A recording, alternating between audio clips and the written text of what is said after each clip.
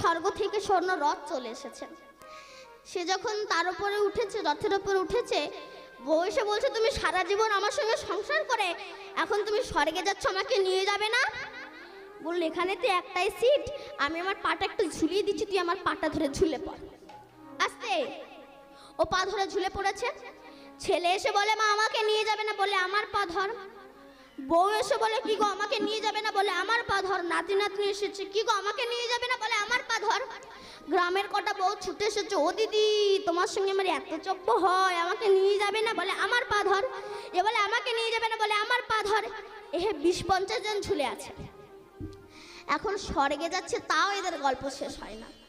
যে কৃষ্ণের ভক্তর বউ সে নিচের গুলোকে বলছে জানিস এবারে ভালো মূলো চাষ হয়েছে, স্বর্গে যাচ্ছি, আর কি মূলো বিক্রি হবে, বিক্রি করলে ভালো দামও হতো, আর কি বিক্রি হয়?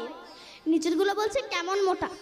এক হাতে ঝুলে বলছে ঠিক এমন, আর লম্বায় যেই দেখাতে গিয়েছে সবাই চিত হয়ে পড়ে গেছে, যা জমা বাড়ি সবাই। স্বর্গে যা বললে যাওয়া, আগে আসক্তির মূলটাকে ছাড়তে হবে, নাহলে যেখান থেকে এসেছো সেখানেই রয়ে যাবে, তোমার হরি ভজন হবে।